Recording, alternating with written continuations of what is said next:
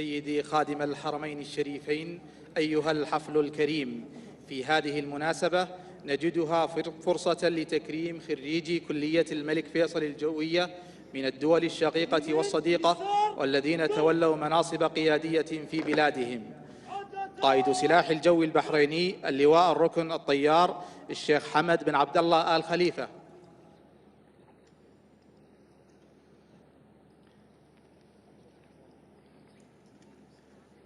قائد القوات الأميرية القطرية اللواء الركن طيار مبارك بن محمد الخيارين. يا سيدي، يتشرف العميد الطيار ركن محمد بن مسعد القرني قائد جناح التعليم بإعلان النتيجة العامة لطلبة الدفعة 91.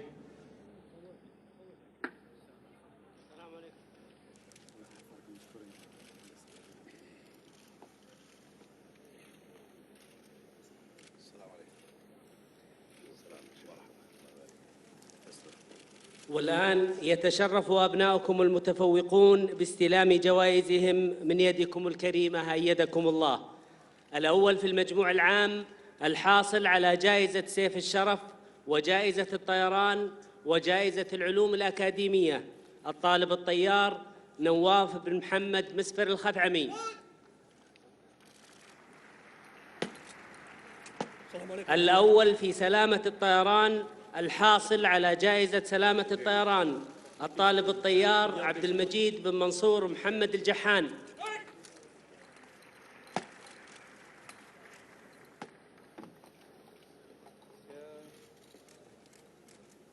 الأول في القيادة الحاصل على جائزة القيادة الطالب الطيار أحمد بن سعيد أحمد العمري.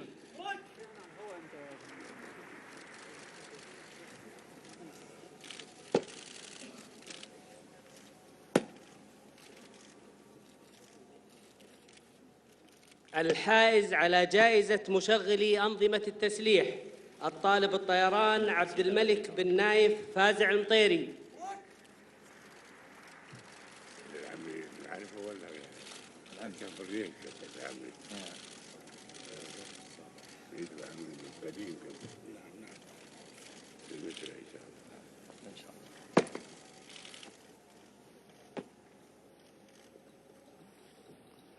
الأول في التدريبات العسكرية الحاصل على جائزة العسكرية الطالب الفني مشبب بن أحمد مشبب القحطاني.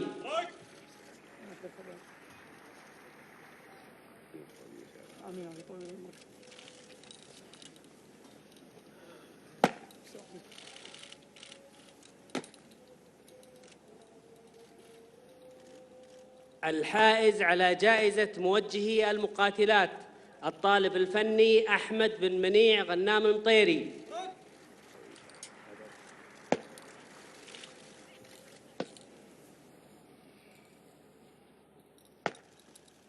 الأول في تخصص المراقبة الجوية والحاصل على جائزة المراقبة الجوية الطالب الفني محمد بن عبد الله سعود الحديب.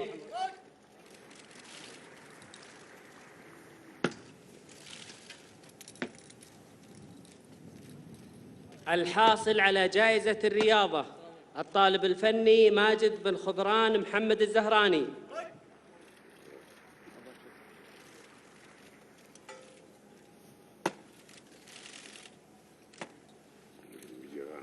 الحاصل على جائزة النشاط الثقافي الطالب الفني راشد بن عبد العزيز راشد الصبيح.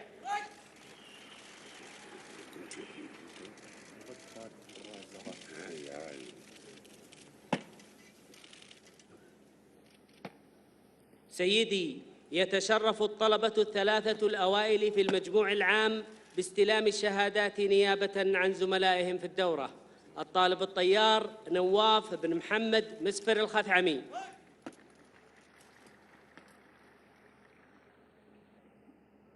الطالب الطيار خالد بن سعد حسين القحطاني.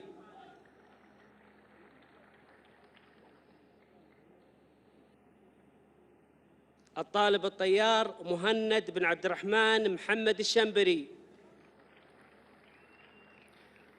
والآن يتشرف الطالب الطيار فواز طلال عبد الرحمن الأحمد والطالب الطيار عمر خالد جمعة الدوي، والطالب الفني عبد العزيز خالد أحمد من مملكة البحرين الشقيقة، بالسلام عليكم يا سيدي، واستلام شهاداتهم من يدكم الكريمة أيدكم الله.